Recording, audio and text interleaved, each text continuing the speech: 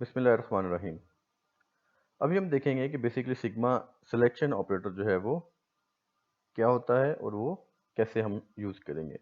तो selection operator जो है उसका जो बेसिकली सिंबल है दैट इज सिग्मा, और उसको हम इस तरह से रिप्रेजेंट करेंगे।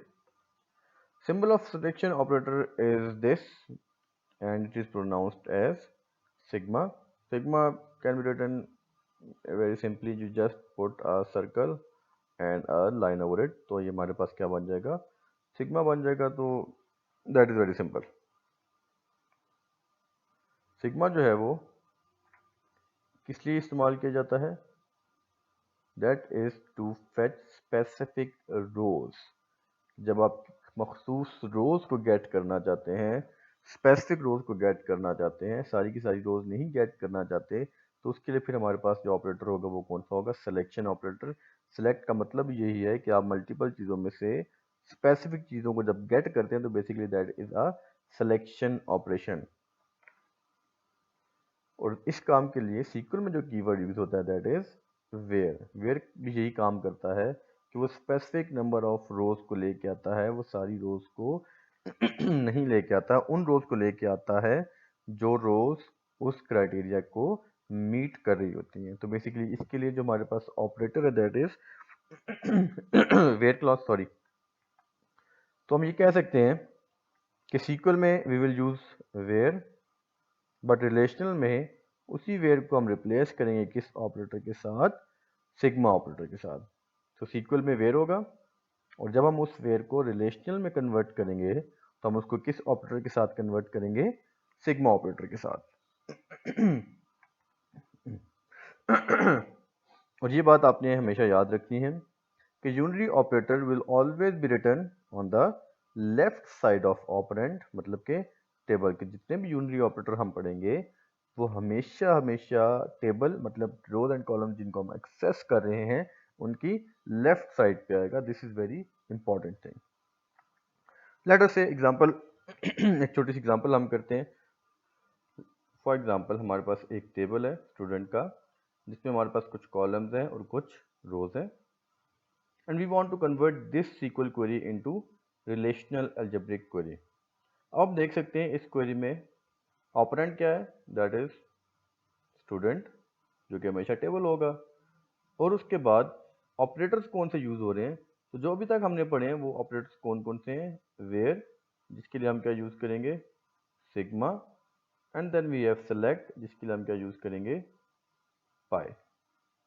तो सबसे पहले हमने क्या करना है, अपनी क्वेरी में से ऑपरेंड निकालना है, और ऑपरेंड के बाद हमने उसमें से आइडेंटिफाई करना है कि आया कि उसमें सिलेक्ट और वेयर दोनों इस्तेमाल हो रहे हैं या नहीं।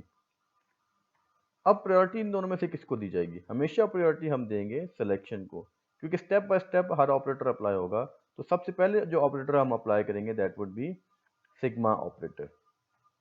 ठीक है जी। तो सिग्मा जो है वो सबसे पहले अप्लाई करेंगे। पाई क्यों नहीं अप्लाई करेंगे, उसकी एक रीज़न है जो कि हम नेक्स्ट लेक्चर में डिस्कस करेंगे इंशाल्लाह। अभी जो है वो अभी हम उस रीज़न पे नहीं आते। तो फिलहाल हमने क्या सीखा कि जब पाई और sigma at the same time apply हो रहे हो तो जो प्रायोरिटी होगी वो किसको देंगे, हम सिग्मा को देंगे। तो अब अगर उसी क्वेरी को हम कन्वर्ट करें तो बेसिकली सबसे पहले स्टूडेंट, उसके ऊपर अप्लाई होगा सिग्मा, और वेयर क्लॉज में जो भी कंडीशन है, बेशक वो सिंगल कंडीशन है बेशक वो मल्टीपल कंडीशन है, वो हमेशा इस सिग्मा के सबस्क्रिप्ट में लिख दी जाएंगी। This is would be the situation. सबसे पहले operand operand which is student, then we have operator. सबसे पहला ऑपरेटर कौन सा अप्लाई होगा, सिग्मा, और जो कंडीशन है वो उस सिग्मा के सबस्क्रिप्ट में। तो बेसिकली यहां तक क्या अप्लाई हो गया, सिग्मा। अब इसका जो रिजल्ट है उसके ऊपर हम क्या अप्लाई करेंगे, जो remaining operator that is pi. तो पाई जो है वो अप्लाई होगा, और इस रिजल्ट के ऊपर जब पाई अप्लाई होगा तो इस रिजल्ट में से कौन सा कॉलम लेके आएगा, नेम वाला लेके आएगा। ठीक है। तो बेसिकली अब हमारी क्वेरी जो है वो प्रोसीजरल क्वेरी कैसे हुई कि इसको हमने स्टेप्स में डिफाइन कर दिया। पहला स्टेप सिग्मा अप्लाई होगा और नेक्स्ट स्टेप में पाई अप्लाई होगा। तो अगर हम इस क्वेरी का रिजल्ट लिखें तो जो स्टेप वन आउटपुट है जिसमें सिर्फ सिग्मा अप्लाई हो रहा है, तो उसमें क्या होगा, सारे कॉलम्स आएंगे, क्योंकि सिग्मा में अभी तक कॉलम मेंशन नहीं है, और अगर कॉलम मेंशन ना हो तो सारे कॉलम्स आते हैं। पर रोज कौन सी आएंगी, विच आर लेस देन 3.0। 3.0 से जो है वो कदीर साहब उनकी जो है सी जी पी 3.0 से लेस है, तो स्टेप 1 की आउटपुट हमारे पास ये वाली आ गई। अब इस डेटा के ऊपर क्या अप्लाई होगा, पाई अप्लाई होगा, और इस डेटा के ऊपर जब पाई नेम अप्लाई होगा तो कॉलम सिर्फ कौन सा आएगा, नेम वाला कॉलम आएगा। ठीक है, this is the final output. तो ये वही आउटपुट है जो इस क्वेरी से भी आएगी, और ये वही आउटपुट है जो इस रिलेशनल क्वेरी से भी आएगी। दोनों का जो है वो basically end result same to same होगा। यहाँ पे एक छोटा सा नोट है, जैसा कि हमें पता है कि वेयर क्लॉज में लॉजिकल ऑपरेटर्स भी होते हैं, फॉर एग्जांपल एंड या और। तो एंड ऑपरेटर को हम रिप्लेस करेंगे कैप ऑपरेटर से।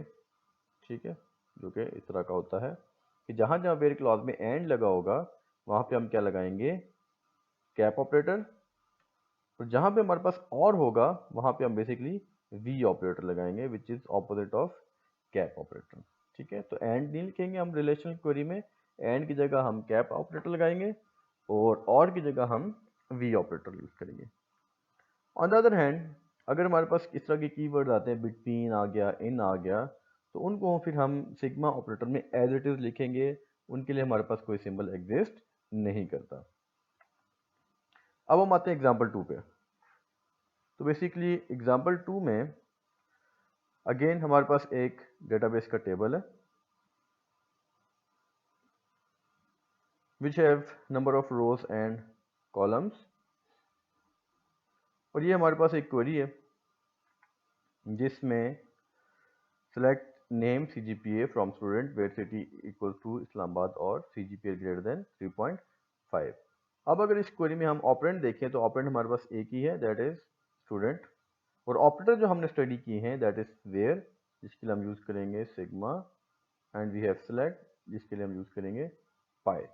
अब हमें पता है कि अगर दो ऑपरेटर्स एक साथ अपीयर हो तो पहली प्रायोरिटी हम किसको देंगे, सिग्मा को। तो स्टेप 1 जो है वो, अब हम देखें कि स्टूडेंट, और उसके ऊपर हमने क्या अप्लाई किया, सिग्मा, और कंडीशन सारी की सारी कंडीशन हमने क्या कर दी, उस सिग्मा के सबस्क्रिप्ट में लिख दी, उसके पाव में लिख दी, उसके बॉटम में लिख दी। अब आप देखें कि क्वेरी में और लिखा होता और यहाँ पे हमने और की जगह क्या अप्लाई किया, वी ऑपरेटर अप्लाई किया। तो basically this is step 1 relational algebra. और इस अगर स्टेप 1 की हम आउटपुट देखें तो इस स्टेप 1 की आउटपुट क्या आएगी, ये सिर्फ वो लोग आएंगे जिनका या तो सिटी इस्लामाबाद होगा या CGPA जो है 3.5 से ज़्यादा होगा। जैसे ये दो इस्लामाबाद वाले हैं, अब ये रावलपिंडी वाले क्यों अपीयर हुए हैं, क्योंकि इनका CGPA जो है वो 3.5 से अबव था।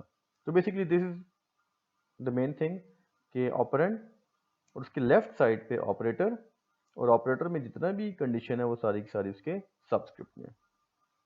अब हम अप्लाई करेंगे पाई उस ऑपरेटर के ऊपर, फिर हमने दोबारा से लेफ्ट हैंड साइड पे क्या अप्लाई किया, पाई, और उसके जो रिजल्ट है उसमें से सिर्फ कौन से कॉलम फेच करेंगे हम, नेम और CGPA।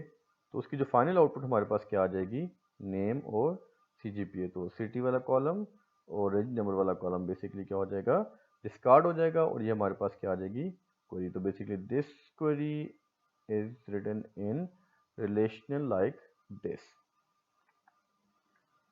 Now we have example 3। Again हमारे पास एक टेबल है, डेटाबेस टेबल, जिसमें कुछ रोज और कॉलम्स हैं। अब आप अगर हमारे हमारे पास देखें तो हमने एक ऐसी क्वेरी चूज की है जिसमें सब क्वेरी का इस्तेमाल हो रहा है, मतलब query within a query. जब भी सब क्वेरी इस्तेमाल होगी तो हमेशा we will go with the main query. तो अगर हम मेन क्वेरी लिखें तो मेन क्वेरी कुछ इस तरह से बनेगी, जिसमें ऑपरेंड बेसिकली क्या है, स्टूडेंट, और मेन क्वेरी में जो डिस्प्ले का डेटा उसमें वेयर भी यूज़ हो रहा है और उसमें सेलेक्ट भी यूज़ हो रहा है। तो हमने कहा था कि वेयर क्लॉज में जो कुछ भी लिखा हुआ है, वेयर क्लॉज में जो भी कंडीशन है वो सारी की सारी सिग्मा के सबस्क्रिप्ट में आ गई। अब यहाँ पे हमने क्या किया, CGPA इक्वल्स टू तो लिख दिया, पर फर्दर जो क्वेरी थी वहां पे हमने क्या डाल दिया, क्वेश्चन मार्क डाल दिया कि दिस इज अननोन। ये बड़ा सिंपल सा तरीका है, और बाकी क्वेरी हमने एज इट इज लिख दी। तो अब हमने क्या करना है, हमने इस अननोन को फाइंड करना है। तो बेसिकली अननोन हमने किसको लिखा, ये जो सीक्वल क्वेरी जो कि सब क्वेरी है, इसको हमने क्या कह दिया, क्वेश्चन मार्क कह दिया। अब हम क्या करें, उसी सब क्वेरी को यहाँ पे अलग से सॉल्व करते हैं कि अगर मैं सिर्फ इस सब क्वेरी की रिलेशनल फॉर्म लिखूं तो वो इस तरह से बनेगी, ऑपरेंड विच स्टूडेंट, उसके ऊपर सेलेक्ट मतलब पाए, और सेलेक्ट में जो भी वैल्यू लिखी हुई है उसको उसके सबस्क्रिप्ट में। तो सब क्वेरी को मैंने सॉल्व किया, और उसको सॉल्व करके मैंने क्या कह दिया, this is equals to X. Now what we want, we simply replace this X with the question mark. तो अब हमारे पास जो चीज़ बन जाएगी वो सिंपल ये बन जाएगी, student CGPA equals to X, और एक्स क्या चीज़ है, एक्स ये सारी क्वेरी है और बाकी पाए नेम। तो ये जो है बेसिकली सिंपल तरीका है सब क्वेरी को सॉल्व करने का। हाँ, अब क्या हम x की जगह ये सारी की सारी क्वेरी रिप्लेस कर सकते हैं, बिल्कुल हम कर सकते हैं। तो अल्टीमेटली हमारे पास क्वेरी क्या बन जाएगी, इस तरह से हमने x को रिप्लेस कर दिया एग्जैक्ट सारी की सारी क्वेरी के साथ। ठीक है, तो बेसिकली ये हमारे पास जो है वो एंड रिजल्ट बन जाएगा। पर I will recommend this solution, क्योंकि इसमें जो है वो फटीक कम होती है, इसको लिखना आसान होता है और कॉम्प्लेक्सिटी कम होती है। तो हम हमेशा वही काम करेंगे जिसमें कॉम्प्लेक्सिटी जो है वो, कॉम्प्लेक्सिटी से मुराद के लिखने में आसानी है। ठीक है, तो आप दोनों तरीके यूज़ कर सकते हैं, आप एज अ होल भी लिख सकते हैं और आप जो है वो सब्स्टिट्यूट भी कर सकते हैं। दो तीन बातें जो हम डिस्कस करना चाहेंगे विच इज़ वेरी इंपॉर्टेंट। अब हमारे पास दो क्वेरीज हैं जिनमें देखें आप लेफ्ट हैंड साइड पे CGPA less than 3.0 and right side पे भी CGPA लेस देन 3.0। अब यहाँ पे देखें कि लेफ्ट हैंड साइड पे पाई जो है वो बेसिकली क्या है, स्टैटिक है, और राइट हैंड साइड पे पाई मेंशन्ड नहीं है। इसका मतलब है कि अगर पाई स्टैटिक हो तो हम उसको स्किप कर सकते हैं। सिर्फ इसका ये मतलब नहीं है कि पाई एग्जिस्ट नहीं कर रहा, इसका मतलब ये है कि पाई बाय डिफ़ॉल्ट क्या है, स्टैटिक है। Just to make things easier, ये जो ऊपर वाले दो क्वेरीज हैं इन दोनों की सेम सीक्वल स्टेटमेंट बनेगी, select static from student where CGPA less than 3.0। तो what I want to emphasize कि अगर सिलेक्ट स्टैटिक हो तो हमें पाई लिखने की ज़रूरत नहीं है, हम बाय डिफ़ॉल्ट समझ जाएंगे कि पाई क्या है, स्टैटिक। अगर पाई स्टैटिक नहीं है, उसके अलावा कुछ और है, तो इन दैट केस हमें पाई जो है वो मस्ट लिखना पड़ेगा। लेट्स से पाई में अगर कोई कॉलम्स आ रहे हैं तो हमें कॉलम्स लाजमी लिखने पड़ेंगे। पर अगर पाई स्टैटिक है तो in that case we can skip pi just to make things easier. ठीक है जी, तो reason is when pi has all column then we can skip pi. It does not mean there is no pi operator. Pi operator हमेशा होगा, अगर लिखा हुआ है तो इसमें कोई कॉलम्स होंगे, अगर नहीं लिखा हुआ तो it means it is representing all columns. अगर पाई नहीं लिखा हुआ तो इसका मतलब क्या होगा, सारे के सारे कॉलम्स होंगे। क्यों हम करते हैं, ताकि हमारी रिलेशनल क्वेरी थोड़ी सिंपलर नजर आए, to make things easier for us. तो डियर स्टूडेंट्स, यहाँ पे जो है वो हमारा वीक 1 के लेक्चर्स ख़त्म होते हैं। नेक्स्ट वीक में हम इंशाल्लाह बाइनरी ऑपरेटर स्टार्ट करेंगे।